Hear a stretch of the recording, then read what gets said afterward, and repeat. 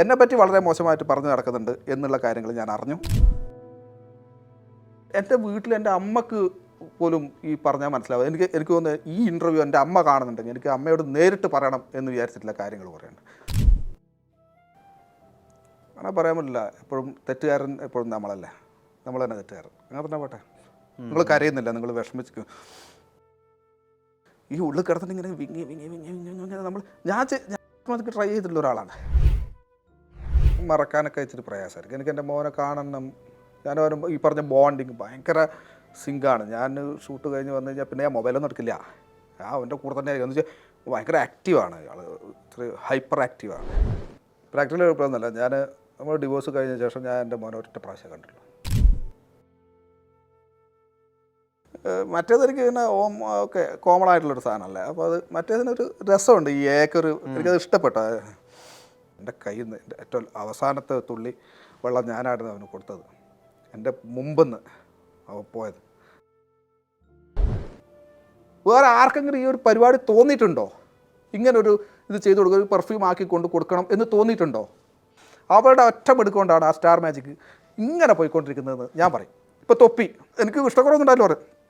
പറയുന്നതിൽ കുറേ തെറികളുണ്ട്. അല്ലെങ്കിൽ വേറെ സായി പോപ്പി ഞാൻ കാണാറുണ്ട്. ഗെയിം രസമാണ്. അത് ചെറിയ കുട്ടികൾ കാണുമ്പം അതൊന്നും ആരെയും ബാധിക്കില്ല. ഞാൻ അമ്മയെ കൊടുത്തിട്ടുള്ള അഭിമുഖത്തിൽ നിന്ന് 2-3 കാര്യങ്ങൾ ചോദിക്കണമെന്നുണ്ട്. അമ്മ വളരെ കാമായിട്ട് പറഞ്ഞ ഒരു വരി വളരെയധികം ശ്രദ്ധയിൽപ്പെട്ടു. ഞാനായാലും ശരി, അദ്ദേഹമായാലും ശരി, ഒരു വട്ടം ചൂടുവെള്ളത്തിൽ വീണതാണ്. ഇനി പച്ചവെള്ളം കണ്ടാൽ പോലും ഞങ്ങൾക്ക് ഭയമാണ് എന്നുള്ളത്. നിങ്ങളുടെ ഒരു ഒരുമിപ്പിച്ചതിൽ നിങ്ങളുടെ ഫെയിലായി പോയിട്ടുള്ള മുമ്പത്തെ ഒരു റിലേഷൻഷിപ്പിലുണ്ടായ അനുഭവങ്ങൾ എന്തെങ്കിലും രീതിയിൽ ഹെൽപ്ഫുൾ ആയിട്ടുണ്ടോ? അങ്ങനെയൊന്നും പറയാൻ പറ്റില്ല. ഒന്ന് ചൂടുവെള്ളത്തിൽ വീണ പൂച്ച പച്ചവെള്ളം കണ്ടാൽ പേടിക്കും എന്ന് പറഞ്ഞാൽ വേറൊരു കാര്യമുണ്ട്. ഞാനൊക്കെ ചൂടുവെള്ളത്തിൽ വീണ പൂച്ചയാണ്. അതുകൊണ്ട് എനിക്കിപ്പോൾ ചൂടുവെള്ളം കണ്ടാലല്ല, വെട്ടിത്തിളക്കുന്ന വെള്ളം കണ്ടു കഴിഞ്ഞാൽ എനിക്ക് പേടിയില്ല എന്നും പറയാം. രണ്ടുപേർക്ക് 2 അഭിപ്രായങ്ങളാണ്. എനിക്ക് അങ്ങനത്തെ പേടിയൊന്നുമില്ല. പക്ഷേ ചില അനുഭവങ്ങളൊക്കെ സിമിലറായിട്ട് നമുക്ക് ഫീൽ ചെയ്തിട്ടുണ്ട്. സിമിലറായിട്ട് ഫീൽ ചെയ്തിട്ടുണ്ട്.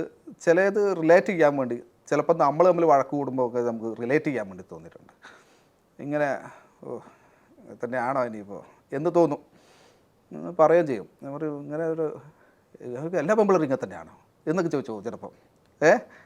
അപ്പോൾ ഓൾമോസ്റ്റ് എല്ലാ പെണ്ണുങ്ങളും ഏകദേശം ഒരു സ്വഭാവം ഉണ്ടല്ലോ. പക്ഷേ അതിനുള്ള ഭയങ്കര മാറ്റങ്ങളുണ്ട്. പറഞ്ഞാൽ മനസ്സിലാകുക എന്ന് പറഞ്ഞിട്ട് കുറേ കാര്യങ്ങളുണ്ട്. എന്ന് വെച്ചാൽ ബാക്കിയുള്ളവർക്ക് പറഞ്ഞാൽ മനസ്സിലായില്ല എന്നല്ല അതിൻ്റെ അർത്ഥം.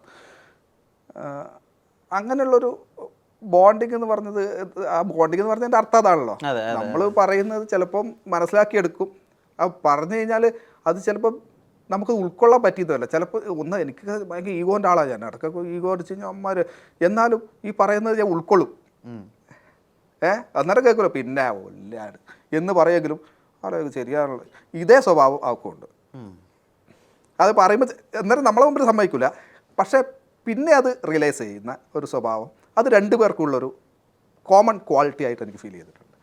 ജിഷിന് ശ്രദ്ധിച്ചിട്ടുണ്ടോ എന്നറിയില്ല. ഇപ്പോൾ ഒരു ബന്ധം എന്തെങ്കിലും തകർച്ച വരുന്ന സമയത്ത് പലപ്പോഴും ഒരാളെ മാത്രം കുറ്റപ്പെടുത്തുന്ന ഒരു ട്രെൻഡ് ഉണ്ട് നമ്മുടെ മലയാള സമൂഹത്തിന് പൊതുവിൽ, പ്രത്യേകിച്ച് അത് മാധ്യമങ്ങളിലൂടെയൊക്കെ ആവുന്ന സമയത്ത്. ജിഷിൻ്റെ വിവാഹമോചനത്തിന് ശേഷം ഒരുപാട് വീഡിയോസ് അതുമായി ബന്ധപ്പെടുത്തി ആളുകൾ ചെയ്തിട്ടുണ്ട്. അതിലൊക്കെയും തെറ്റുകാരൻ ജിഷിനാണ്. അവർ കൊടുക്കുന്ന വോയിസ് ഓവറുകളിലും എല്ലാത്തിനും തെറ്റുകാരൻ ജിഷിൻ മാത്രമാണ്. ഇതേ അഭിപ്രായം രൂപപ്പെട്ടത് കാരണമാണല്ലോ അമ്മയെ സീരിയലിൽ അഭിനയിക്കാൻ പോയപ്പോൾ പോലും അങ്ങനെ പറഞ്ഞിട്ടുണ്ടാവുക. ഇതൊന്ന് മാറ്റണമെന്നോ ഇതൊന്ന് പൊളിക്കണമെന്നോ അല്ലെങ്കിൽ ഒരു ക്ലാരിറ്റി വരുത്തണമെന്നോ എപ്പോഴെങ്കിലും തോന്നി? അതൊരു പ്രപഞ്ച സത്യമാണ്. ഇല വന്ന് മുള്ളിൽ വീണാലും മുള്ളു വന്ന് ഇലയിൽ വീണ് കഴിഞ്ഞാലും ചീത്തപ്പേരെപ്പോഴും മുള്ളിൽ തന്നെയായിരിക്കും. ഞാൻ എപ്പോഴെങ്കിലും എൻ്റെ ലൈഫിൽ ഡിവോഴ്സ് ആയതിനെ പറ്റി അല്ലെങ്കിൽ അതിനെപ്പറ്റി ഞാൻ എവിടെയെങ്കിലും ചർച്ച ചെയ്യുന്നത് ഏതെങ്കിലും ഒരു ഇൻ്റർവ്യൂ കണ്ടിട്ടുണ്ടോ? അത് നമ്മുടെ പേഴ്സണൽ കാര്യമാണ്. അത് നമ്മളെവിടെയും പറയാൻ പാടില്ല എന്ന് എനിക്കൊരു ചിന്താഗതി ഉണ്ടായിരുന്നു. ഞാനത് ഇപ്പോഴും പാലിച്ചു പോകുന്നു. ഞാൻ അതിനെപ്പറ്റി ഒന്നും സംസാരിക്കാറില്ല. അതെൻ്റെ പേഴ്സണൽ ലൈഫല്ലേ, അത് ഞാൻ എന്തിനാണ് നിങ്ങൾക്ക് റിവീൽ ചെയ്യുന്നത് എന്ന് തന്നെയാണ് എല്ലാ ഇൻ്റർവ്യൂവിലും ഞാൻ പറഞ്ഞിട്ടുള്ളത്. ഇതുവരെ ഞാൻ അതിനെപ്പറ്റി ഒരു കാര്യവും ഞാൻ പറഞ്ഞിട്ടില്ല. അതിൽ നിന്ന് തന്നെ മനസ്സിലാക്കാം ഞാൻ ഇതുവരെ തെറ്റിച്ചിട്ടില്ല. ഈ നിമിഷം വരെ ഇപ്പോൾ വരെ ഞാൻ തെറ്റിച്ചിട്ടുണ്ടോ? ഇല്ല. പക്ഷേ എന്നെപ്പറ്റി വളരെ മോശമായിട്ട് പറഞ്ഞു നടക്കുന്നുണ്ട് എന്നുള്ള കാര്യങ്ങൾ ഞാൻ അറിഞ്ഞു. അത് പലരിൽ നിന്നും പറഞ്ഞ വിശ്വസ്തമായിട്ടുള്ള കേന്ദ്രങ്ങളിൽ നിന്ന് ഞാൻ അറിഞ്ഞു എന്നെപ്പറ്റി മോശമായിട്ട് പറഞ്ഞു നടക്കുന്നു. ഈവൻ എൻ്റെ മരിച്ചുപോയ ചേട്ടനെ പറ്റി പോലും മോശമായിട്ട് പറഞ്ഞിട്ടുണ്ട് എന്ന് ഞാൻ അറിഞ്ഞിട്ടുണ്ട് ആ ഒരു കാര്യങ്ങൾ. പക്ഷേ അത് എന്നെ ബാധിക്കുന്ന കാര്യമല്ല, അത് അവരുടെ ഓരോരുത്തരുടെ സ്വഭാവം. എൻ്റെ സ്വഭാവം അതല്ല, ഞാനത് ഇപ്പോഴും പാലിക്കുന്നുണ്ട്. ഞാൻ ഇതുവരെ ഒരു ഇൻ്റർവ്യൂവിലും വേറൊരു ആളെടുത്ത് പോലും എന്തിന് നമ്മൾ ഡിവോഴ്സായി, എന്തായിരുന്നു നമ്മളെ പ്രശ്നം എന്നുള്ള കാര്യം ഞാൻ റിവീൽ ചെയ്തില്ല, അത് റിവീൽ ചെയ്യുകയില്ല. ഈ പരസ്പര ബഹുമാനം രണ്ടാളും പാലിക്കാത്തതിൽ ദേഷ്യം ഉണ്ടാവാറില്ലേ? ദേഷ്യപ്പെട്ടിട്ട് കാര്യമില്ല. ഓരോരുത്തർക്ക് അതൊക്കെ തന്നെയാണോ അന്നത്തെ മോശം ലൈഫ് സ്റ്റൈലിന് കാരണമായിട്ടുള്ള ചില കാരണങ്ങൾ? അങ്ങനെ പറയാൻ പറ്റില്ല. എപ്പോഴും തെറ്റുകാരൻ എപ്പോഴും നമ്മളല്ലേ, നമ്മൾ തന്നെ തെറ്റുകാരൻ. അങ്ങനെ തന്നെ പോട്ടെ, അങ്ങനെ പോട്ടേന്നേ. എനിക്ക് ബുദ്ധിമുട്ടില്ലെന്നേ, വിഷമില്ലെന്നേ. ഞാനാണ് തെറ്റുകാരൻ, ഞാൻ കാരണമാണ് ഡിവോഴ്സ് ആയത്. അത് മ്യൂച്വലായിട്ടുള്ള ഡിവോഴ്സായിരുന്നു.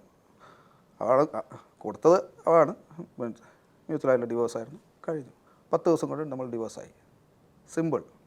ഇത്രയ്ക്ക് എളുപ്പമായിരുന്നു ഡിവോഴ്സ്.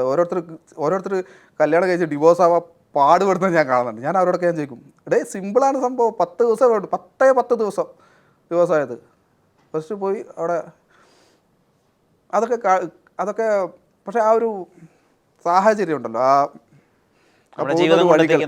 ഞാനിപ്പോൾ ഈസി ആയിട്ട് ഞാൻ ചിരിച്ചുകൊണ്ട് പറയുന്നുണ്ട്. പക്ഷേ അത് കടന്നു കിട്ടുക ഭയങ്കര പാടാട്ടോ.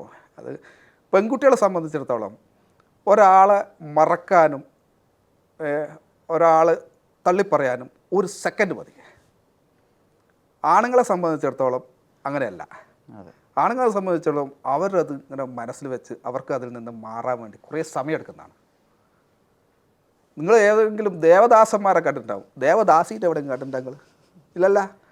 അപ്പം ഇത് ഞാൻ പറയുന്നത് ദേവദാസന്മാരേ ഉള്ളൂ, ദേവദാസിനികളെന്ന് വെച്ചാൽ പെൺകുട്ടികൾക്ക് ആ ഒരു കഴിവ് ദൈവം കൊടുത്തിട്ടുള്ളതാണ്. പെട്ടെന്ന് ക്ഷമിക്കാനും എന്ത് സഹിക്കാനും, അത് സഹിച്ച് മനസ്സിൽ വെച്ചുകൊണ്ട് തന്നെ ഒരാളെ ഇട്ടിട്ട് പോകാനല്ല, ഒരാളെ മറക്കാനൊക്കെ പെട്ടെന്ന് അവർക്ക് സാധിക്കും. അല്ലെങ്കിൽ അതങ്ങനെ അഭിനയിക്കാൻ, അങ്ങനെ ആക്കിയെടുക്കാൻ അവർക്ക് ആ സഹനശക്തി ദൈവം കൊടുത്തിട്ടുണ്ട്. അത് പെൺകുട്ടികൾക്ക് കൂടുതലാണ്, ആണുങ്ങൾക്ക് അത് ഇച്ചിരി കുറവാണ്. അതുകൊണ്ടാണല്ലോ ഈ പ്രസവ വേദന ആണുങ്ങൾക്ക് കൊടുക്കാണ്ട് പെണ്ണ് കൊടുത്തിരിക്കുന്നത്. ഞാൻ ഈ അടുത്ത് രാജ്ബി ഷെട്ടി എന്നുള്ള ആക്ടർ ഡയറക്ടറിനോട് സംസാരിക്കുകയായിരുന്നു. ഞാൻ ചോദിച്ചു, അത് ഇന്റർനാഷണൽ മെൻസ് ഡേ ആയിരുന്നു, അപ്പം എന്താണ് ആണുങ്ങൾ കരയാത്തതിനെ പറ്റി, അല്ലെങ്കിൽ ആണുങ്ങൾ കരഞ്ഞാൽ എന്തെങ്കിലും കുറവുണ്ടാവുന്നതിനെ പറ്റിയിട്ട് എന്താ അഭിപ്രായം എന്ന് ഞാൻ അദ്ദേഹത്തിനോട് ചോദിച്ചു. അപ്പോൾ അദ്ദേഹം എനിക്ക് ഭയങ്കര ഇൻട്രസ്റ്റിംഗ് ആയിട്ടൊരു മറുപടി പറഞ്ഞു, ആണുങ്ങൾ കരയില്ല, ആണുങ്ങൾ സൂയിസൈഡ് ചെയ്യും. ശരിക്കും തെറ്റാട്ടോ, അത് ശരിക്കും ചെയ്യാൻ പാടില്ലാത്തൊരു കാര്യമാണ്. അത് ഇപ്പോൾ എന്ത് പറഞ്ഞു കഴിഞ്ഞാലും അവസാനം ഇവളിലങ്ങ് പോയി എത്തുക അമേൽ. പക്ഷേ അതിപ്പോൾ പറഞ്ഞുകൊണ്ട് എനിക്ക് പറയേണ്ടി വരുന്നു. എന്ന് വെച്ചാൽ കരയുമ്പോൾ ഞാൻ പറഞ്ഞില്ലേ, എനിക്ക് എൻ്റെ മുമ്പ് കരയുന്നത് ഇഷ്ടമല്ല, ഞാൻ കരയാൻ പാടില്ല എന്ന് ചിന്തിക്കുന്നവരാണ്. ആണാണെങ്കിൽ കരയാൻ പാടില്ല എന്ന് ചിന്തിക്കുന്നവരാണ് നമ്മൾ ആണുങ്ങളൊക്കെ. പക്ഷേ കുറേ തെറ്റുണ്ട് അതിൽ. നമ്മൾ കരയുക എന്ന് പറയുന്നത്, ഇതെന്നെ അവൾ പഠിപ്പിച്ച കേട്ടോ, കരയുക എന്ന് പറയുന്ന ഒരു ഹീലിംഗ് ആണ്, ഒരു ഹീലിംഗ് പ്രോസസ്സാണ്. പിന്നെ പറഞ്ഞിട്ടുള്ളൊരു കാര്യം, ആണുങ്ങൾ ചിന്തിക്കുന്നത് പ്രാക്ടിക്കലി, പെണ്ണുങ്ങൾ ചിന്തിക്കുന്നത് ഇമോഷണലി ആയിരിക്കും. ആണുങ്ങൾ ചിന്തിക്കുന്നത് ബ്രെയിൻ ഉപയോഗിച്ചിട്ടാണ്, പെൺകുട്ടികൾ ചിന്തിക്കുന്നത് ഹാർട്ട് ഉപയോഗിച്ചിട്ടാണ്. ഇവൾ പറഞ്ഞിട്ടുള്ള കാര്യങ്ങളാട്ടോ. അപ്പോൾ നിങ്ങൾ ഒരിക്കലും കരയുന്നില്ല എന്ന് വിചാരിച്ചു നിങ്ങൾ വലിയ ആണായി എന്നല്ല അതിൻ്റെ അർത്ഥം. നിങ്ങൾ കരയുന്നില്ല, നിങ്ങൾ വിഷമിച്ചു. പക്ഷേ ആര് കാണാതെ നമ്മൾ കരയണം കേട്ടോ. അതായത് കരഞ്ഞില്ലെങ്കിൽ നമ്മൾ ആ ഇമോഷണൽ, എന്തുകൊണ്ടത് ആത്മഹത്യ അദ്ദേഹം പോയെന്ന് പറഞ്ഞു, ഈ ഉള്ളിൽ കിടന്നിട്ട് ഇങ്ങനെ വിങ്ങി വിങ്ങി വിങ്ങി വിങ്ങി നമ്മൾ ഞാൻ ആത്മഹത്യക്ക് ട്രൈ ചെയ്തിട്ടുള്ള ഒരാളാണ്. അതിലേക്ക് പോവും. ഈ പറഞ്ഞ ഒരു സമയത്ത് ഞാൻ പറഞ്ഞില്ലേ, ഞാൻ ഒറ്റപ്പെട്ട് എനിക്ക് ദേഷ്യം വന്നിട്ട് ഞാൻ ഫാനിലൊക്കെ കെട്ടിയിട്ട് എന്നിട്ട് ഞാനിങ്ങനെ എടുത്തിട്ട് ഞാൻ കെട്ടി സ്വയം മൈൻഡിൽ ഞാനെന്തായിരുന്നു ആത്മഹത്യ എന്ന് ചിന്തിച്ചിട്ട് ഞാൻ അങ്ങനെ മാറിപ്പോയിട്ടുണ്ട്. അപ്പോൾ ഈ കരയുക എന്ന് പറയുന്നത് നമ്മൾ ആണത്തം കാണിക്കുക, കരയാതിരിക്കുന്നത് ആണത്തമല്ല, കരയണം എന്നാണ് എന്നെ പഠിപ്പിച്ച് തന്നിട്ടുള്ളത്. അപ്പോൾ ആണുങ്ങൾ ചിന്തിക്കുന്നത് ബ്രെയിൻ കൊണ്ടും പെണ്ണുങ്ങൾ ചിന്തിക്കുന്നത് ഹാർട്ട് കൊണ്ടും. പിന്നെ ഒരു കാര്യം കൂടി പറഞ്ഞല്ലോ, ഇപ്പോൾ മദ്യപിക്കണം എന്ന് തോന്നുമ്പോൾ ആണുങ്ങൾ പറയുന്നു ഇന്ന് 2 അടിക്കാം, ഇതിങ്ങനെ വെച്ചിരിക്കുന്നു. ആ ബ്രെയിൻ ഒരു വൃത്തികെട്ടവനാണ്. ആ ബ്രെയിൻ പറയും സാറില്ല 2 അടിക്കാം. ഹാർട്ട് കൊണ്ട് ചിന്തിക്കുമോ വേണ്ട, അത് നിനക്ക് മോശമാണ് എന്ന് ചിന്തിക്കുന്നു ഹാർട്ട്.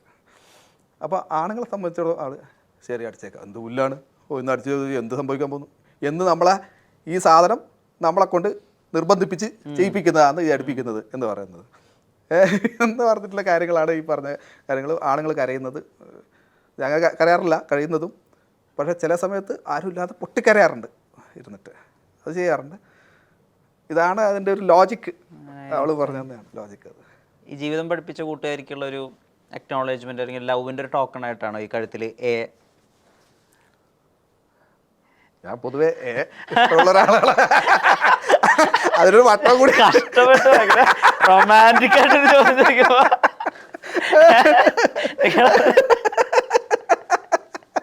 ടെൻഷനായിട്ടല്ല അത് അയാൾക്കൊരു വട്ടം കൂടി ഉണ്ടാവാറുണ്ട്. കോളേജ് പഠിക്കുമ്പോൾ സിനിമ കാണാൻ വേണ്ടി നോക്കിയിട്ടാണ് പോവാറെന്ന് പറഞ്ഞ പോലെ. ഇത് ആക്ച്വലി അമ്മ തന്നെയാണ് എനിക്ക് സമ്മാനിച്ചത്. ആക്ച്വലി അത് നമ്മൾ അമ്മയുടെ ആണത്. അമ്മയുടെ എന്ന് പറഞ്ഞാൽ അവൾ 2 ലോക്കറ്റ് ഞാനൊരു സാധനം തന്നു കഴിഞ്ഞാൽ നോ എന്ന് പറയുമോ? ഞാൻ പറഞ്ഞു, ഒന്നാമത് എനിക്ക് ഈ പ്രസൻറ്റേഷൻ കൊടുക്കുക. ഒന്ന് എന്ന് വെച്ചാൽ എന്താ അറിയോ, നമ്മളൊരു പ്രസൻറ്റേഷൻ മേടിച്ച് കഴിഞ്ഞാൽ നമ്മളത് ഈ സാധനം തിരിച്ചു കൊടുക്കാൻ ബാധ്യസ്ഥനായിരിക്കും. അതുകൊണ്ട് തന്നെ എനിക്ക് പ്രസൻറ്റേഷൻ വാങ്ങുന്നതൊന്നും വലിയ താല്പര്യമുള്ള കാര്യം. ആരെടുക്കുന്ന എന്തെങ്കിലും മേടിച്ച് എന്തെങ്കിലും ഫ്രീ ആയിട്ട് തരുന്നതും അല്ലെങ്കിൽ മേടിച്ചെടുക്കുന്നത് എനിക്കത് ഇഷ്ടമില്ലാത്തൊരു കാര്യമാണ്. ഞാൻ പറഞ്ഞു, പിന്നെ അവർക്ക് അറിയാലോ അത്. ഞാനൊരു സാധനം തന്നു കഴിഞ്ഞാൽ മേടിക്കൂ, മേടിക്കണം, നോ പറയരുത്. വേണ്ട ഓക്കെ പോണ്ട്. ഇത് ഏതാ വേണ്ടതെന്ന് പറ. 2 ലോക്കറ്റ് എടുത്ത്. ഒന്ന് എനിക്കൊന്ന് ഓം എന്ന് പറഞ്ഞിട്ടുള്ളത്. ഇത് ഒന്ന് എ എന്ന് പറയുന്നത്.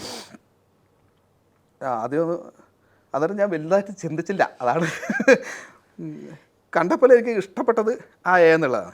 അപ്പോൾ ഈ എ എന്നുള്ളതിന് ഇതിനൊരു ജെയുടെ ഒരു ചായ്വും കൂടി ഉണ്ട്, ഇങ്ങനെ ഒരു വള്ളി ഉള്ളതുകൊണ്ട്. മറ്റേതെനിക്ക് പിന്നെ ഓം ഒക്കെ കോമൺ ആയിട്ടുള്ളൊരു സാധനമല്ലേ. അപ്പോൾ അത് മറ്റേതിനൊരു രസമുണ്ട്. ഈ ഏക്കൊരു എനിക്കത് ഇഷ്ടപ്പെട്ടു. വേണോ അത് ഇടണം കേട്ടോ, കത്തി തന്നെ ഇടണം. അത് പിന്നെ അയച്ചളയരുത്. അവിടെ അയച്ചളയുന്നുണ്ട് പറഞ്ഞിട്ട് മേടിച്ച് ഇട്ടതാണ്.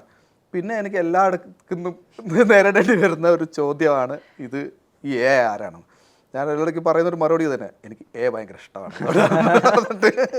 ഇതാണ് നല്ലതല്ലേ നമ്മളൊക്കെ ഒരാളെ ഓർക്കാൻ. അതെ, അത് താലി കെട്ടിയ പോലെ വേണമെങ്കിൽ പറയാം. ഇനിയിപ്പോൾ അടുത്ത ക്യാപ്ഷൻ ഇതായിരിക്കും, അവൾ കെട്ടിയ താലിയാണ് ഈ ഇരിക്കുന്നത് എന്ന് പറയുന്നതായിരിക്കും അടുത്ത ക്യാപ്ഷൻ വരാം. എനിക്കറിയാം. പറ അല്ല, ഒരു പ്രസൻറ്റ് തന്നത്, ഒരാൾ തന്ന ഒരു ഗിഫ്റ്റ് നമ്മളത് അവിടെ വെച്ചിരിക്കുന്നത്, അത്ര തന്നെ. മറ്റൊരു കാര്യം, അതും ഇതുവരെ അങ്ങനെ ഓപ്പണായിട്ട് എവിടെയും പറഞ്ഞിട്ടില്ല. എനിക്കതിൻ്റെ ഒരു പ്രാക്ടിക്കൽ വശം അറിയാൻ വേണ്ടിയിട്ടാണ്. നമ്മളിൽ നിന്നുണ്ടായിട്ടുള്ള നമ്മുടെ ഭാവി, അതായത് നമ്മുടെ മകൻ, ആൾ നമ്മുടെ കൂടെ ഇല്ല. അപ്പോൾ ഒരു സിംഗിൾ പാരൻ്റ് ആയിട്ടുള്ള ജിഷൻ കടന്നു പോകുന്നത് എങ്ങനെയാണ്? അത് അത്ര എളുപ്പമല്ലല്ലോ. അത് എളുപ്പമല്ല. എനിക്ക് കാരണം എന്താണെന്ന് വെച്ചാൽ, ഇപ്പം ലോക്ക്ഡൗണിൽ ഉൾപ്പെടെ നിങ്ങൾ ഒരുമിച്ചിട്ടുള്ള ഭയങ്കര രസമായിട്ടുള്ള വീഡിയോസ് ഞാൻ കണ്ടിട്ടുണ്ട്. ശരിക്കും ഒരു മോഡേൺ മറ്റേ സൺ ഡാഡി വൈബ് ഉണ്ട് നിങ്ങൾ തമ്മിൽ. ഡാഡി കൂൾ വൈബ് എന്നൊക്കെ പറയില്ല, അതുണ്ട് നിങ്ങൾ തമ്മിൽ. അപ്പം അത്രയും അടുപ്പുണ്ട്, അത്രയും റാപ്പോ ഉണ്ട് അച്ഛനും മോനും തമ്മിൽ. പിന്നെ ബേസിക്കലി ഒരു കൂൾ നേച്ചർ ഉണ്ടല്ലോ ജിഷിന്. അപ്പോൾ അതുകൊണ്ടാണ് ചോദിക്കുന്നത്, ഇത് മകനെ കാണാതെ അതിന് സ്കെഡ്യൂൾ ചെയ്തിട്ടുള്ള ടൈമിൽ മകനെ പോയി കാണുക എന്നൊക്കെ പറയുന്നത്, അത് പ്രാക്ടിക്കലി എളുപ്പമല്ലല്ലോ. എളുപ്പമല്ല, പ്രാക്ടിക്കലി എളുപ്പമൊന്നുമല്ല. നമ്മൾ ഡിവോഴ്സ് കഴിഞ്ഞ ശേഷം ഞാൻ എൻ്റെ മോനെ ഒറ്റ പ്രാവശ്യം കണ്ടിട്ടുള്ളൂ. ഞാൻ പിന്നെ കണ്ടില്ല. അത് എന്താ പറയുക, ഒരു ചിലപ്പോൾ ഞാൻ തെറ്റായിരിക്കാം മേ ബി. എന്ന് വെച്ചാൽ നമുക്ക് മറക്കാനൊക്കെ ഇച്ചിരി പ്രയാസമായിരിക്കും. എനിക്ക് എൻ്റെ മോനെ കാണണം. ഞാൻ വരുമ്പോൾ ഈ പറഞ്ഞ ബോണ്ടിങ് ഭയങ്കര സിങ്കാണ്. ഞാൻ ഷൂട്ട് കഴിഞ്ഞ് വന്നു കഴിഞ്ഞാൽ പിന്നെ ഞാൻ മൊബൈലൊന്നും എടുക്കില്ല. അവൻ്റെ കൂടെ തന്നെ ആയിരിക്കും. എന്ന് വെച്ചാൽ ഭയങ്കര ആക്റ്റീവാണ് അയാൾ, ഇത്ര ഹൈപ്പർ ആക്റ്റീവാണ്. അപ്പം ഒരു അമ്മയെ സംബന്ധിച്ചിടത്തോളം ഈ കുട്ടിയുടെ കൂടെ ഓടാനും കളിക്കാനും, ഞാൻ അത്രക്ക് കളിക്കും അവൻ്റെ കൂടെ. ഓടിച്ചാടി വെച്ചാൽ അവൻ്റെ എനർജി തീർക്കുന്നവരെ, എന്ന് വെച്ചാൽ എനർജി തീർക്കണം, എന്നാലും ഇവർ അടങ്ങൂ. അത്രക്ക് ആക്റ്റീവാണ്. അപ്പോൾ ഈ അത്രയും അതൊരാണിനെ കൊണ്ടേ പറ്റൂ. അതുകൊണ്ട് തന്നെ ഞാൻ ഭയങ്കരമായിട്ട് എല്ലാം പോട്ട് ഈ നമ്മൾ മൊബൈൽ കളിക്കുന്ന ഫ്രീ ഫയറൊക്കെ ഇല്ലേ, ഇതൊക്കെ ഞാൻ വീട്ടിലുണ്ടാക്കി ഓരോ സാധനങ്ങൾ അവിടെ പോയിട്ട് ആ റൂമിൽ പോയിട്ട് നമ്മൾ എന്ന് വെച്ചാൽ തെർമോക്കോളിനെ കൊണ്ട് അല്ലെങ്കിൽ കാർബോണിനെ കൊണ്ട് ഉണ്ടാക്കിയിട്ട് അവിടെ നിന്ന് ഇത് കിട്ടി. അവിടുന്ന് മറ്റേ ഗണ്ണൊക്കെ ഞാനിങ്ങനെ പേപ്പറും കൊണ്ട് ഗണ്ണ് കിട്ടി ഇവിടുന്ന് ഒളിച്ച് നിന്നിട്ട് നമുക്ക് അവിടെ നിന്ന് ജമ്പ് ചെയ്ത് അവിടെ പോയി ഇങ്ങനെയൊക്കെ. ഇത് നമ്മൾ റിയലായിട്ട് കളിക്കുകയാണ് ചെയ്യുക, ഫോണിൽ കളിക്കുന്നേക്കാൾ. അതുകൊണ്ട് തന്നെ അവർ ഫോൺ വേണ്ട, അങ്ങനെയായിരുന്നു ഉണ്ടായിരുന്നത്. ഇപ്പോൾ വർക്കൗട്ട് ചെയ്യുക, ഒറ്റ കയ്യിലൊക്കെ പുഷപ്പൊക്കെ എടുക്കുക, അങ്ങനെ കൊണ്ടുപോയിക്കൊണ്ടിരുന്നത്. അപ്പോൾ അത് എനിക്കറിയാം ഒരു കുട്ടിയെ സംബന്ധിച്ചിടത്തോളം എത്രത്തോളം ബാധിക്കും എന്നൊക്കെ എനിക്ക് മനസ്സിലാക്കാനുള്ള ഇതൊക്കെ ഉണ്ട്. പക്ഷേ ഞാൻ വിചാരിച്ചത് എന്താ വെച്ച് കഴിഞ്ഞാൽ ഇത് ഇടയ്ക്കൊക്കെ കാണുമ്പം കുട്ടിക്ക് വീണ്ടും വീണ്ടും ഇത് ആ ഒരു ഓർമ്മയും കുട്ടികളല്ലേ, കുട്ടികൾക്ക് എനിക്ക് തോന്നുന്നു പെട്ടെന്ന് മറക്കാൻ പറ്റുമായിരിക്കും. ലൈക്ക് ഇടയ്ക്കിടയ്ക്ക് ഓർമ്മിപ്പിക്കണ്ട എന്ന് തോന്നിയിട്ടായിരിക്കുന്നല്ല, അങ്ങനെ തോന്നിയിട്ടുണ്ട്. ഞാനങ്ങനെ കാണാൻ പോയിട്ടില്ല, ഒരു പ്രാവശ്യം അങ്ങനെ കാണാൻ പോയിട്ടുള്ളൂ. ഞാനിങ്ങനെ പോകുമ്പോഴൊക്കെ ഞാനിങ്ങനെ ഇവിടെയൊക്കെ പോകുമ്പോഴൊക്കെ ഞാനിങ്ങനെ ഡ്രസ്സൊക്കെ വാങ്ങി വെക്കുമായിരുന്നു. അങ്ങനെ കുറേ ഡ്രസ്സുകളുണ്ട് അവിടെ വാങ്ങി വെച്ചിരിക്കുന്നത്, അത് കൊടുക്കാൻ പോലും പറ്റിയില്ല ഇനി. അങ്ങനെയാണ് ഞാൻ ചിന്തിക്കാറ്. എന്ന് വെച്ചാൽ കുറച്ച് നാൾ കാണാണ്ടാകുമ്പോൾ അവർ തനിയങ്ങ് മറന്ന് അവരുടെ അതിലേക്ക് കൊള്ളുമല്ലോ എന്ന് വിചാരിക്കുന്നു. പക്ഷെ അങ്ങനെ മറക്കാൻ സാധ്യതയില്ല അവൻ. അതെന്തൊരു ചോദ്യമാണ്. അല്ല ഒരിക്കലും പക്ഷെ അത് കാണാൻ പറ്റാറില്ല. ഞാൻ അങ്ങനെ കാണാൻ ഒന്നത് എൻ്റെ കൂടെ തനിയെ വിടാനുള്ള പ്രായമായിട്ടില്ല, അതാണ്. ആ ഒരു സമയമാകുമ്പോൾ നമ്മൾ ഒന്നിച്ച് പോയിരിക്കും, ഇറങ്ങാനൊക്കെ പോകാൻ പറ്റുമായിരിക്കും എന്ന് ഞാൻ വിചാരിക്കുന്നത്. അതിങ്ങനെ സംസാരിച്ചിട്ടുണ്ട്. അല്ല, അതിനുള്ള നിയമസാധ്യതകളും അതിനുള്ള അവകാശവും അധികാരവും ഒക്കെ അല്ല, അതിനൊന്നും കുഴപ്പമില്ല കേട്ടോ. എനിക്ക് കുട്ടിയെ കാണാനും അതിനൊന്നും ഒരു തടസ്സവും ഒന്നുമില്ല കേട്ടോ, അതിനൊന്നും ഉണ്ടായിട്ടില്ല. പക്ഷെ അത് എന്തോ ഞങ്ങൾ ചോദിച്ചോട്ടെ, ഇപ്പം ഇത് നമ്മുടെ ലൈഫ് ഡിസൈൻ ചെയ്ത ഒരു ഡിസൈൻ തന്നെ മാറിപ്പോകുമല്ലോ ജിഷൻ. ആണ്. നമ്മൾക്കൊരു ഐഡിയൽ ലൈഫ് ഉണ്ടാവുമല്ലോ. നമ്മൾ ഒരാൾ കാണുന്നു, പ്രണയിക്കുന്നു, വിവാഹം കഴിക്കുന്നു, കുട്ടി ഉണ്ടാവുന്നു, വീട് വയ്ക്കുന്നു, വീട്ടിൽ നമ്മളും കുട്ടിയും കൂടി ബെഡ്റൂമിൽ ഓടിക്കളിക്കുന്നു. Design full പൊട്ടുകയാണല്ലോ. അപ്പം മിസ് ചെയ്യില്ല സമയം? അല്ലെങ്കിൽ തീർച്ചയായും മിസ് ചെയ്യും. അതൊരു ലൈഫ് നമ്മൾ ഇങ്ങനെ തന്നെയാണ്. അച്ഛൻ, അമ്മ, കുട്ടി എന്നൊക്കെ പറയുന്ന ഒരു കുടുംബം ആയിട്ട് ഇങ്ങനെ പോകുന്നതൊക്കെ തന്നെയാണ് ലൈഫ്. എല്ലാവർക്കും അത് അച്ചീവ് ചെയ്യാൻ പറ്റിയെന്ന് വരില്ല, എല്ലാവരുടെ ജീവിതത്തിൽ ഇത് ഉണ്ടാവണം എന്നില്ല. അപ്പോൾ പിന്നെ എന്ത് ചെയ്യണം, നമുക്ക് ഉണ്ടാവുന്ന സന്തോഷങ്ങൾ ബാക്കിയുള്ളതിലോട്ട് മാറ്റിയിട്ട് കൊണ്ടുപോകണം. എന്ന് വെച്ചാൽ നമ്മൾ ഡിപ്രഷൻ അടിച്ച് നടക്കുന്നിട്ട് കാര്യമില്ല എന്നാണ് എനിക്ക് തോന്നിയിട്ടുള്ളത്. നമ്മളതും വിചാരിച്ച് ഡിപ്രഷൻ അടിച്ച് അയ്യോ എൻ്റെ ലൈഫ് തീർന്നേ എന്ന് പറഞ്ഞിട്ട് പോകുന്നതിനേക്കാൾ അതിൽ go on, life must go on, നമുക്ക് മുമ്പോട്ട് പോയേ പറ്റൂ എന്ന് വെച്ചിട്ട് എൻ്റെ ചേട്ടന് പറ്റിയിട്ടുള്ളൊരു അബദ്ധമാണ് അത് എന്നെനിക്ക് അവനിൽ നിന്നും ഞാൻ കുറേ പഠിച്ചിട്ടുണ്ട്. എൻ്റെ സുഹൃത്തിനെ പോലെ എൻ്റെ കയ്യിൽ നിന്ന് എൻ്റെ ഏറ്റവും അവസാനത്തെ തുള്ളി വെള്ളം ഞാനായിരുന്നു അവന് കൊടുത്തത്. എൻ്റെ മുമ്പെന്ന് അവൻ പോയത് എൻ്റെ കയ്യിൽ നിന്ന് പോയത്, ഞാൻ വെള്ളം കൊടുത്തു. ഞാൻ അവന് മാത്രം ഉണ്ടായിരുന്നു ആ ഹോസ്പിറ്റലിൽ പോയത്. ഞാനത് ഫീൽ ചെയ്തു. രാത്രി മുതൽ എങ്ങനെ നിൽക്കുന്ന അവൻ രാവിലെ വരെ ചിലപ്പോൾ കാത്തു നിന്നത്, ചിലപ്പോൾ രാത്രിക്ക് തന്നെ അവരോട് കുറേ നേരം വർത്തമാനം രാവിലെ വരെ കാത്തു നിന്നത് ചിലപ്പം അതിന് വരെ.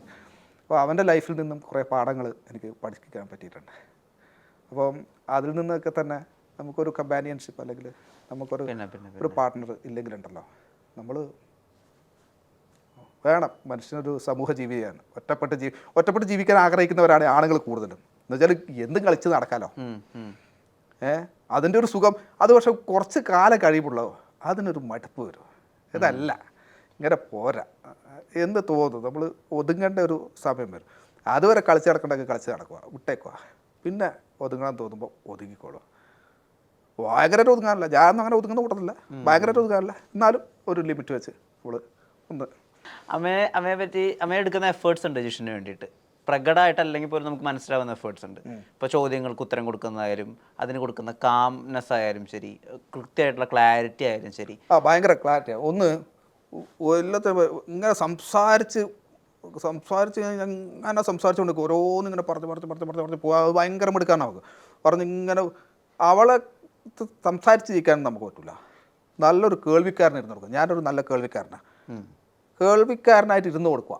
അല്ലാണ്ട് അങ്ങോട്ടേക്ക് പറഞ്ഞിട്ടൊന്നും ജയിക്കാൻ പറ്റില്ല പറയും, ചൂടാക്കി വിടും. പക്ഷേ ഇങ്ങനെ ഓരോന്ന് കട്ടായിട്ട് ഇന്ന രീതിയിൽ പോകണം, ഇന്ന രീതിയിൽ വേണം എന്നുള്ളത് അത് വളരെ പോസിറ്റീവായിട്ടുള്ള ഇതായിരിക്കും. അതൊന്നും നെഗറ്റീവായിട്ടുള്ള ചിന്തകളല്ല. അത് ഭയങ്കര പോസിറ്റീവായിട്ട് ചിന്തിക്കുന്ന ഒരാളാണ്. എല്ലാ കാര്യത്തെ പറ്റി പോസിറ്റീവായിട്ട് ചിന്തിക്കുക.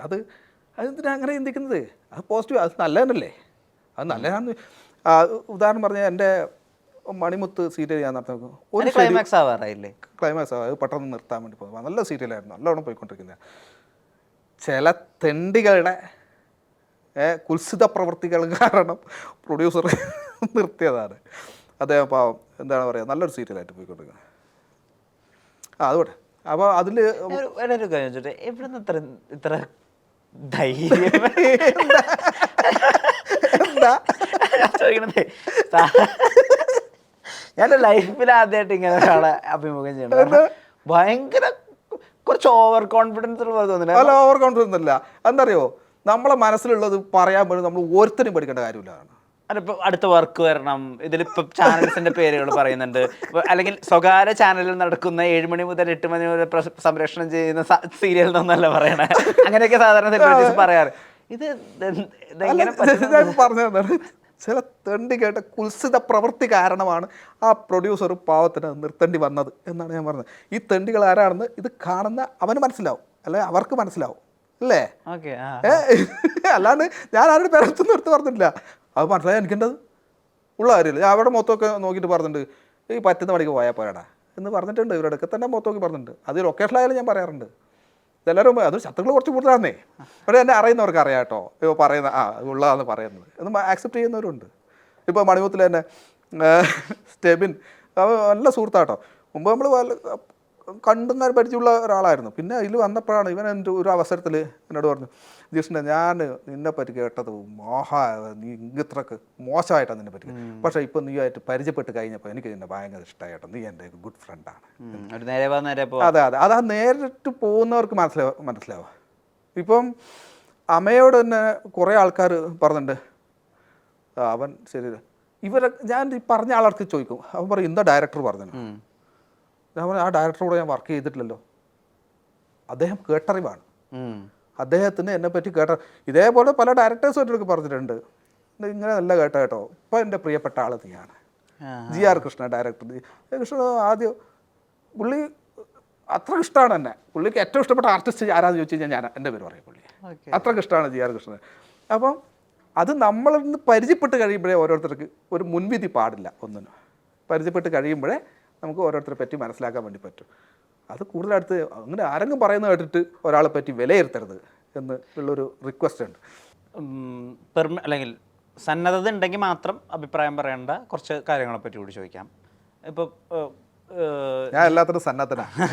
ജിഷേട്ടൻ കൂടി ഭാഗമായിട്ടുള്ള ഷോ ആണല്ലോ ഈ സ്റ്റാർ മാജിക്, ആയിരുന്ന ഷോ ആണല്ലോ സ്റ്റാർ മാജിക്. അപ്പം അതിനകത്ത് ഇപ്പോൾ ലക്ഷ്മി നക്ഷത്രക്കൊക്കെ വരുന്ന ഒരുപാട് വ്യാപകമായിട്ടുള്ള ആക്രമണങ്ങളുണ്ട്. അവർ ഏതെങ്കിലും ഒരു വീഡിയോ ചെയ്തിട്ടുണ്ടെങ്കിൽ, ഇപ്പോൾ പ്രത്യേകിച്ച് അവർ ഈ സുധിച്ചേട്ടനുമൊക്കെ ആയി ബന്ധപ്പെട്ടിട്ടുള്ള വീഡിയോസ് അവരുടെ വീട്ടിലൊക്കെ പോയി ചെയ്തിട്ടുണ്ടെങ്കിൽ, അല്ലെങ്കിൽ അവരുടെ ഭാര്യയും ഒക്കെ ആയിട്ട് സുധിച്ചേട്ടൻ്റെ വൈഫും ഒക്കെ ആയിട്ട് ചെയ്യുന്ന വീഡിയോസിന് വ്യാപകമായിട്ടുള്ള വിമർശനം, ഭയങ്കര പ്രശ്നമാണ് അതിനൊക്കെ.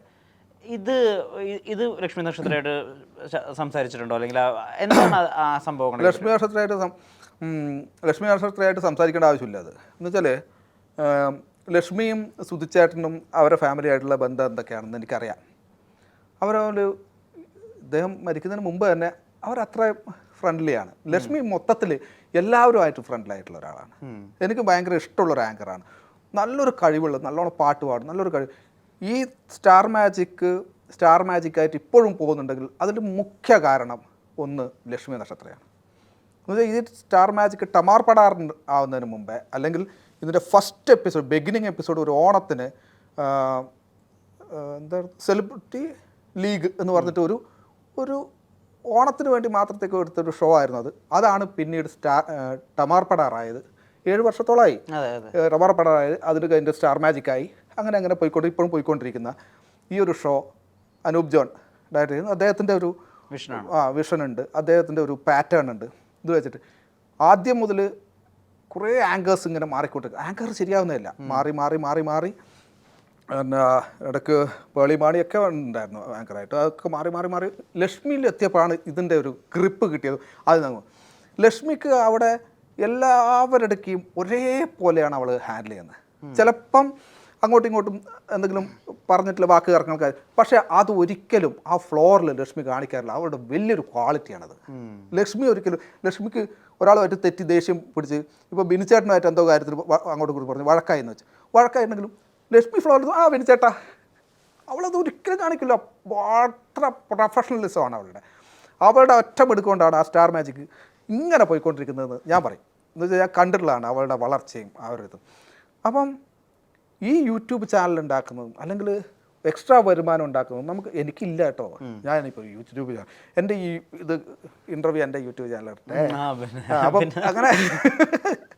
അങ്ങനെ യൂട്യൂബ് ചാനൽ ഇതൊക്കെ എക്സ്ട്രാ വരുമാനമാണ്. ഇൻ്റർവ്യൂവിന് പോകുന്നത്, അല്ലെ ഈ വ്ളോഗിങ്, അല്ലെങ്കിൽ അവർ ഇനോഗ്രേഷന് പോകുന്നു. ഇതൊക്കെ അവർക്ക് ഉണ്ടാകുന്ന എക്സ്ട്രാ വരുമാന മാർഗങ്ങൾ ഇതിൽ നിന്ന് കിട്ടുന്നതാണ്. ഇതിന് അതവളിപ്പോൾ എവിടെ പോയി കഴിഞ്ഞാൽ ഇപ്പം മരിച്ചെടുക്ക പോയാലും ശരി, അതിനുള്ള ആൾക്കാരുണ്ട് അവിടെ, അത് അവരെടുക്കും, അതിന് വഴിക്കങ്ങ് പോവും. ഇത് അവരുടെ എക്സ്ട്രാ വരുമാന മാർഗ്ഗമല്ലേ. ഈ പറയുന്ന എത്ര പേര് അവിടെ പോയിട്ട് ഇവരുടെ കുടുംബത്തിന് എന്തെങ്കിലും സഹായം ചെയ്തു കൊടുത്തിട്ടുണ്ടോ? ഇവൾക്ക് ഇപ്പുറത്ത് വരുമാനം കിട്ടുന്നുണ്ടെങ്കിലല്ലേ ഇവർക്ക് അവിടെ സഹായം ചെയ്ത് കൊടുക്കാൻ പറ്റൂ. അപ്പോൾ അവളത് സഹായം ചെയ്ത് കൊടുത്തതിന് എന്താ തെറ്റ്? വേറെ ആർക്കെങ്കിലും ഈ ഒരു പരിപാടി തോന്നിയിട്ടുണ്ടോ?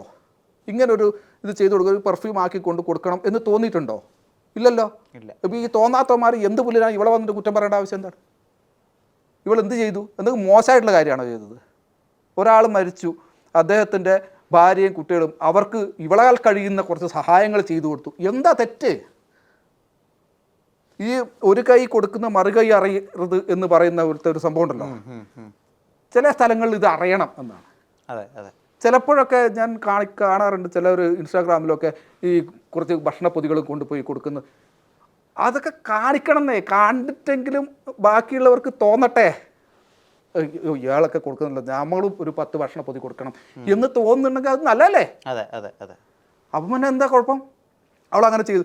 അതേപോലെ എന്തെങ്കിലും സഹായം അവർക്ക് കിട്ടിക്കോട്ടെ. സുധിച്ചേട്ടൻ്റെ അല്ലേ, നമ്മളെ സുധിച്ചേട്ടൻ്റെ ഭാര്യയും കുട്ടികളും അല്ലേ, അവർക്ക് എന്തെങ്കിലും സഹായം അവൾ ചെയ്തോട്ടെന്നേ. വേറെ ആരുടെയും പോക്കറ്റിൽ നിന്ന് പൈസ എടുത്തിട്ടോ വേറെ അടുക്കുന്ന പിടിച്ച് പറിച്ചിട്ടോ, അല്ലെങ്കിൽ ചാരിറ്റി എന്ന് പറഞ്ഞിട്ട് മറ്റവർ ഇവരും ചാരിറ്റി പ്രവർത്തകർ എന്ന് പറഞ്ഞാൽ സ്വന്തമായിട്ട് വലിയ വണ്ടിയും ഇതും മേടിക്കുന്ന പോലെ ഒന്നും അല്ലല്ലോ. ഇവൾ അധ്വാനിച്ചിട്ട് ഇവളുടെ യൂട്യൂബിൽ നിന്ന് കിട്ടുന്ന വരുമാനം കൊണ്ട്, അല്ലെങ്കിൽ ഇവൾ ഇനോഗ്രേഷന് പോയിട്ടുള്ള വരുമാനം കൊണ്ട്, അല്ലെങ്കിൽ ഇവിടെ വന്നിട്ട് ആങ്കറിങ് ചെയ്യുന്ന വരുമാനം കൊണ്ടാണ് ഇവൾ ഹെൽപ്പ് ചെയ്യുന്നത്. ഇതിനെ കൊണ്ട് ഇത്രയും ലോകത്ത് ഒരു രാജ്യത്ത് വേറൊരു സ്ഥലത്ത് പോകുമ്പോൾ നമുക്ക് ഇഷ്ടമുള്ള ഒരാൾക്ക് ഒരു ഇഷ്ടമുള്ളൊരു സാധനം കൊണ്ട് കൊടുക്കുന്നതിൽ എന്താ തെറ്റ്? ഇപ്പം നിങ്ങൾ പിന്നെ നാളെ ദുബായി പോകുന്നു, നമ്മൾ നാളെ സുഹൃത്തുക്കളാ ജിഷ്ണെ വരുമ്പോൾ എന്താ കൊണ്ടുവരണ്ടേ, എടാ ഒരു പെർഫ്യൂം കൊണ്ടുവരണേ എന്ന് പറയുമ്പോൾ നിങ്ങൾ കൊണ്ടുവരുന്നു. അതെന്താ തെറ്റ്? എന്താ മോശം? അതിനെന്താ ഇത്ര വലിയ ഇഷ്യൂ ആക്കാൻ മാത്രം കാര്യം? അത് യൂട്യൂബിൽ കണ്ടോണം. അത് യൂട്യൂബിൽ കണ്ടോണ്ടല്ലേ ഇവരെല്ലാം അറിഞ്ഞത്. ആർക്കെങ്കിലും തോന്നിയാൽ വേറെ എന്തെങ്കിലും കൊണ്ട് കൊടുക്കണം? ഇല്ലല്ല. കൊണ്ടു കൊടുത്തോ, നിങ്ങളും വീഡിയോ എടുത്തോ, അതിന് കിട്ടുന്ന റെമ്യൂണറേഷൻ കുറച്ചെന്നൊക്കെ അവർക്ക് കൊടുക്ക്, ചെയ്തോ. എന്തിനായി കുറ്റം പറയണേ? പാവം, അവൾ അത്രയും സ്നേഹമുള്ള ഒരു ആ കുടുംബത്തിൽ അത്രയും സ്നേഹമുള്ളവളാണ്. ഞാൻ ഒരിക്കലും ലക്ഷ്മിയെ കുറ്റം പറയില്ല. ഞാൻ വേറെ ആൾക്കാർക്ക് പറഞ്ഞ് ഞാൻ കേട്ടിട്ടുണ്ട്, എന്തിനാണ് അത് വീഡിയോ എടുത്ത് കാണിച്ചു കൊടുത്തിട്ട് ഇവർക്കെന്താ അല്ലേ? നന്മ കണ്ടാൽ പോരെ, അതിൽ പോസിറ്റീവ് വശം കണ്ടാൽ പോരെ. ഇത് എന്തിനാണ് നെഗറ്റീവ് വശം കാണാനുള്ളത്? വീഡിയോ എടുത്തു എന്നുള്ള ആ ഒരു നെഗറ്റീവ് വശമാണോ?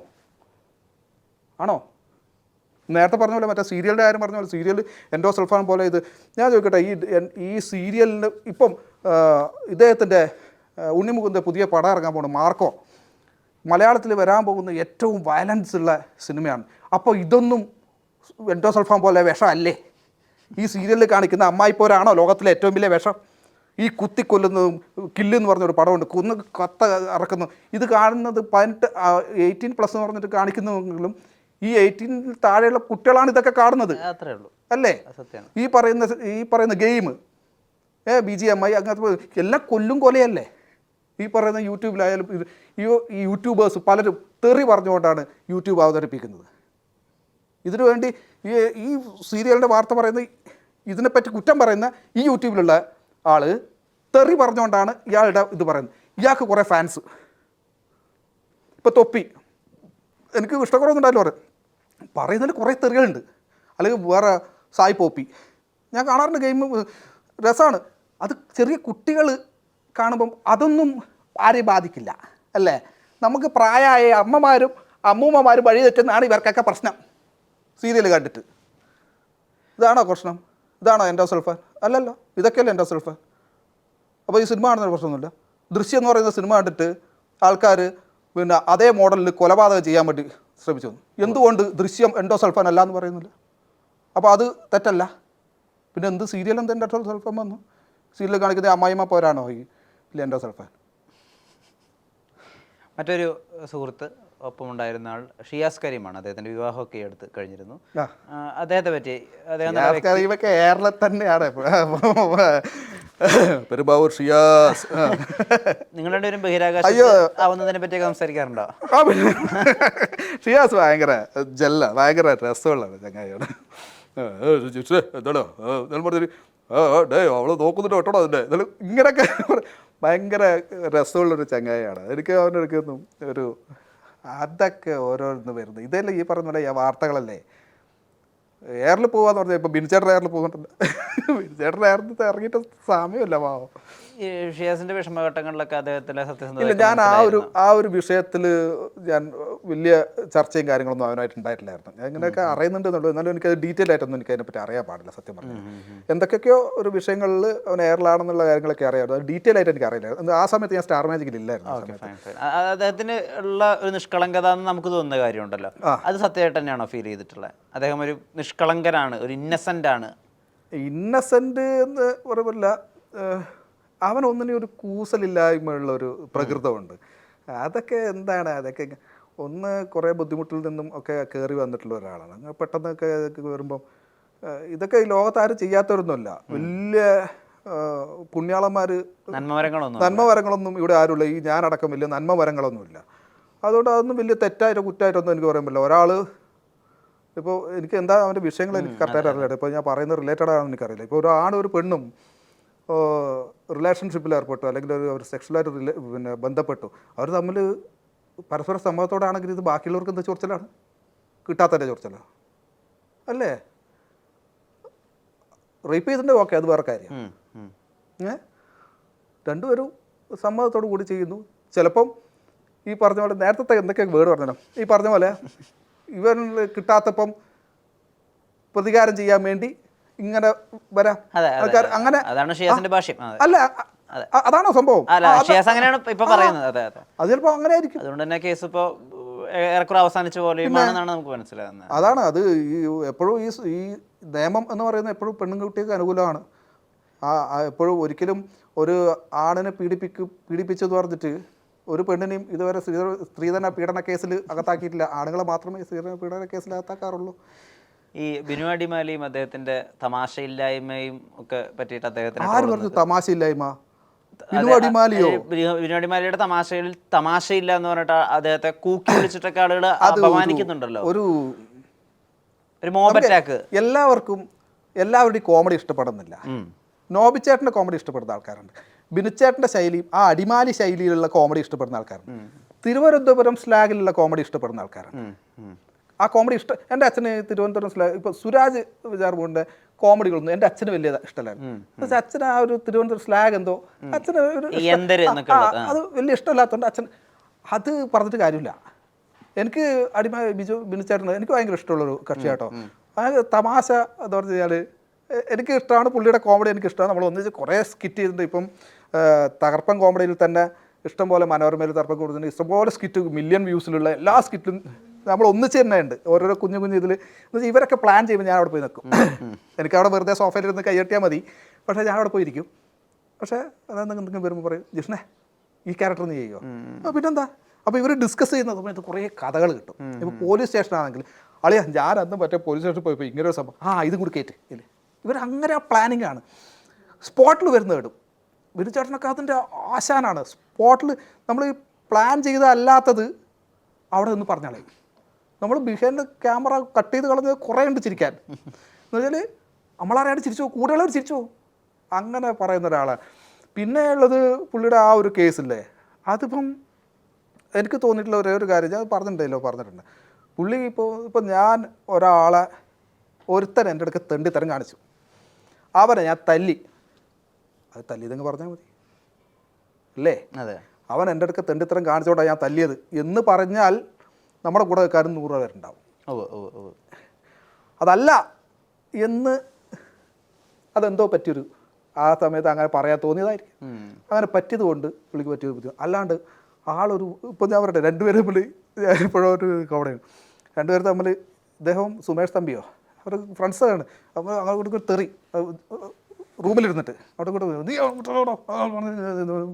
ഇവനിങ്ങനെ പുതച്ചോണ്ടിരിക്കുക. നീ അവിടെ ശ്രീനാരായണ ഗുരുവിനെ പോലെ ഇരിക്കാതെ ഇറങ്ങി വാടാ ഇങ്ങോട്ട് എന്ന് അതിൽ ഈ ചീത്ത പറയുമ്പോൾ വരെ കോമഡി പറയുന്ന ആളാണ് ഈ ബിനുചേട്ടനെ. അപ്പോൾ ആള് പാവാന്നേ, വെറുതെ കൊണ്ടുപോയി എയറിലാക്കിയിട്ട് എല്ലാവരും ഇവർ ഇങ്ങനെ തെറ്റൊന്നും പറ്റാത്ത ആൾക്കാരുണ്ടോ, അല്ലെങ്കിൽ ഒരാൾ തല്ലാത്ത ആൾക്കാരുണ്ടോ? എന്തെങ്കിലും മിസ്റ്റേക്ക്, ഇതൊക്കെ വലിയ വലിയ കാര്യമാണോ ഇതൊക്കെ? അതൊക്കെ അതിൻ്റെ പാട്ടിന് വിടുക എന്നുള്ളതാണ്. അവരുടെ തമാശകൾ ആസ്വദിക്കുക, ചിരിക്കുക എന്നല്ലാണ്ട് എന്തിനാണ് ഈ നെഗറ്റീവ് വശം പൊക്കിക്കൊണ്ട് വരുന്നത്? ഞാൻ ഈ പറഞ്ഞ പോലെ എൻ്റെ നമ്മൾ സന്തോഷമായിട്ട് അവരുടെ സന്തോഷം കണ്ട് സന്തോഷിക്കുക എന്നല്ലാണ്ട് അവർ കുടുംബം തകർത്തിട്ടല്ലേ നീ അങ്ങനെ ആക്കി ഈ നെഗറ്റീവിലോട്ട് വരുന്നതിൻ്റെ ആവശ്യം എന്താണ്? അത്രേ ചോദിക്കാനുള്ളൂ. ചുമ്മാന്നേ വിൻചേട്ടനൊക്കെ പാവം പിടിച്ചാൽ. ഈ അന്ന് ഞാൻ ഇപ്പോൾ ഏതോ ഒരു ഇത് ഞാൻ പറഞ്ഞിട്ടുണ്ട്. അപ്പോൾ ഇതിൻ്റെ തംബ്നെയിൽ കണ്ടിട്ടേ വിൻചേട്ടൻ പോയത്, അളിയ നീ എന്നെപ്പറ്റി അങ്ങനെയൊക്കെ പറഞ്ഞ അളിയാ, നീ എന്താ അളിയാ, നീയൊക്കെ കൂടെ നിൽക്കേണ്ട ആളാണ് അളി. ഞാൻ അപ്പോൾ തന്നെ മനസ്സിലായി. ഞാൻ പറഞ്ഞു പിടിച്ചേട്ടാ ആദ്യം നിങ്ങളെ ഇൻ്റർവ്യൂ എടുത്ത് നോക്ക്, ഞാൻ നിങ്ങളെ പറ്റി ആ തംബ്നെയിൽ വായിച്ചിട്ട് നിങ്ങൾ പാവാന്നേ. എന്തൊക്കെയോ ബുദ്ധിമുട്ട്, ആ കുട്ടീൻ്റെയൊക്കെ വിഷമങ്ങളൊക്കെ ബുദ്ധിമുട്ടൊക്കെ നമ്മൾ കാണാത്ത ഈ ചിരിപ്പിക്കുന്നവരിൽ പലർക്കും കുറേ വിഷമങ്ങൾ അവരുടെ ജീവിതത്തിലുള്ള ആൾക്കാരാന്നേ. ആ കുട്ടിക്ക് അങ്ങനത്തെ ബുദ്ധിമുട്ടുകളും കാര്യങ്ങളൊക്കെ ഉണ്ട്. അതൊക്കെ കണ്ടാൽ പോരെ നമ്മൾ അവരുടെ വിഷമങ്ങൾ അല്ലെങ്കിൽ നെഗറ്റീവ് കാണാതെ ഒരു പോസിറ്റീവ് കണ്ടാൽ പോരെ? എന്നിട്ടും അവർ ചിരിപ്പിക്കുന്നില്ലേ നമ്മളെ?